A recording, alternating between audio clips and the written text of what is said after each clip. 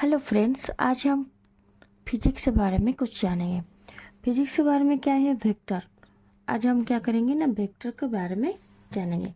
तो वेक्टर्स किस शॉर्ट में हम जानेंगे और वेक्टर्स में कुछ शॉर्ट क्वेश्चन और शॉर्ट टर्म में हम सीखेंगे वेक्टर क्या होते हैं। फिजिकल क्वांटिटी, तो ये फिजिकल क्वांटिटी में तो फिजिकल क्वांटिटी क्या होता है, any quantity that can be measure. जिस क्वांटिटी को हम मेजर कर सकते हैं उसको हम फिजिकल क्वांटिटी कहते हैं। तो इसे हम कैसे देखेंगे, any quantity that can be measure. तो क्वांटिटी को हम मेजर कर सकते हैं उसको हम फिजिकल क्वांटिटी कहते हैं। तो इस फिजिकल क्वांटिटी को 2 पार्ट्स में डिवाइड किया है। तो क्या हुआ, फिजिकल क्वांटिटी को 2 भाग में हम उसको डिवाइड किया है। तो 2 भाग में एक हुआ स्केलर क्वांटिटी जिसे हम कहते हैं, दूसरा है वेक्टर क्वांटिटी। तो एक को हम स्केलर क्वांटिटी कहते हैं और दूसरे को वेक्टर क्वांटिटी कहते हैं। स्केलर क्वांटिटी क्या होता है, जिसका कोई डायरेक्शन ही ना होता है, हम उसको लिख सकते हैं नो डायरेक्शन। तो नो डायरेक्शन ओनली मैग्नीट्यूड जिसका होता है, ओनली मैग्नीट्यूड। तो वेक्टर में क्या होता है, बोथ मैग्नीट्यूड एंड डायरेक्शन होता है।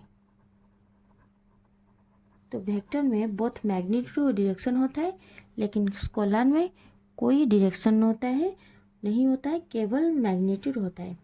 तो मैग्नीट्यूड किससे कहते हैं, कुछ अमाउंट को कहते हैं, कुछ अमाउंट को हम मैग्नीट्यूड कहते हैं। जैसे 5 केजी आलू लेंगे, 2 केजी जो भी लेंगे, वैसे ही कुछ अमाउंट को लेकर हम उसको क्या कहते हैं, मैग्नीट्यूड कहते हैं। तो इस मैग्नीट्यूड को कैसे डिवाइड किया कि कितने रूप में हम लिख सकते हैं।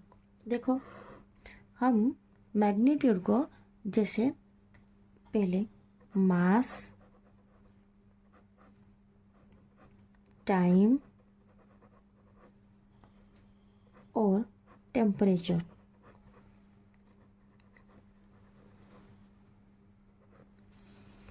वैसे ही जिसमें बोथ मैग्नीट्यूड और डायरेक्शन होता है उसको हम वेक्टर क्वांटिटी कहते हैं।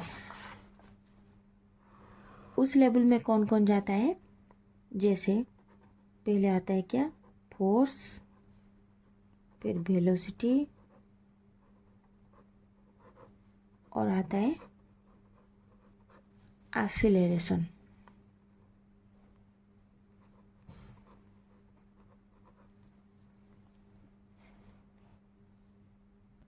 तो हम देखेंगे, तो स्केलर क्वांटिटी एक वेक्टर क्वांटिटी है। स्केलर क्वांटिटी में नो डायरेक्शन रहता है, ओनली मैग्नीट्यूड या अमाउंट को समझते हैं। वेक्टर क्वांटिटी में बोथ मैग्नीट्यूड और डायरेक्शन होता है। स्केलर क्वांटिटी को डिवाइड किया है मास, टाइम, टेम्परेचर, और वेक्टर क्वांटिटी को किया है फोर्स, वेलोसिटी, एक्सीलरेशन। बच्चों देखो, हम इसमें देखेंगे डायरेक्शन में भी कुछ परिवर्तन होता है। अगर हम डायरेक्शन परिवर्तन कर देते हैं तो उसकी वैल्यू में भी कुछ परिवर्तन हो जाता है। जैसे हम कुछ वस्तु ले लिए, जैसे यहाँ पर एक बॉक्स ले, वहाँ पर 20 न्यूटन और 20 न्यूटन के फोर्स 1 डायरेक्शन में हम ले, लेफ्ट साइड में जो एक डायरेक्शन में हम न्यूटन ले, तो इसका अमाउंट क्या हो जाएगा, 40 न्यूटन हो जाएगा। उसका अमाउंट क्या हो जाएगा, 40 न्यूटन हो जाएगा। वैसे ही और एक्स को हम क्या करेंगे, जिस डायरेक्शन को हम कहेंगे बोथ साइड में लेंगे तो ये हलचल नहीं होगा। अगर यहाँ पर हम एक साइड में 20 न्यूटन देंगे तो इसका अमाउंट क्या आड़ होकर वो वही फोर्स ने क्या करेगा, खींचेगा, अर्थात 40 न्यूटन के फोर्स में वो क्या होगा, डिस्प्लेसमेंट होगा। यहाँ पर क्या करेंगे, हम एक वस्तु को अगर इस डायरेक्शन में और उसकी ऑपोजिट डायरेक्शन में भी।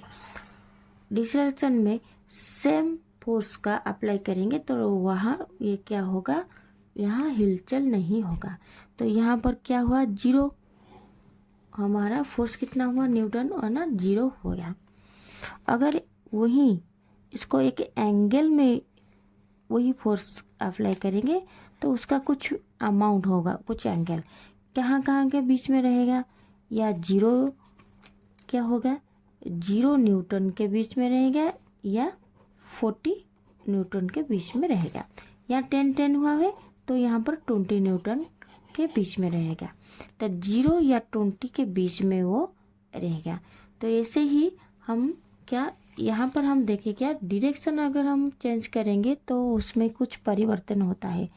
तो इसको हम क्या बोले, इसको हम बोले क्या, वेक्टर। जहाँ पर डायरेक्शन होने पर वहाँ पर कुछ परिवर्तन होता है, ये हुआ वेक्टर क्वांटिटी। तो देखेंगे ये स्केलर और वेक्टर के ऊपर में एक शॉर्ट क्वेश्चन जो हम करेंगे। देखो जैसे state whether the following physical quantity are scalar और वेक्टर।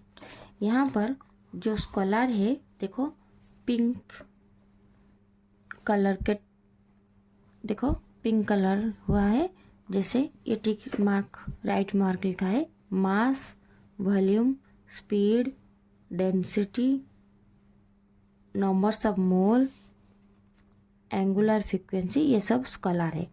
और जो रह गया वो वेक्टर है, जैसे acceleration, velocity, displacement, angular velocity. ऐसे ही होकर हम स्केलर और क्या हुआ वेक्टर के ऊपर ये सब हम कैसे, ऐसे ही क्वेश्चन आ सकता है कौन स्केलर है और कौन वेक्टर है।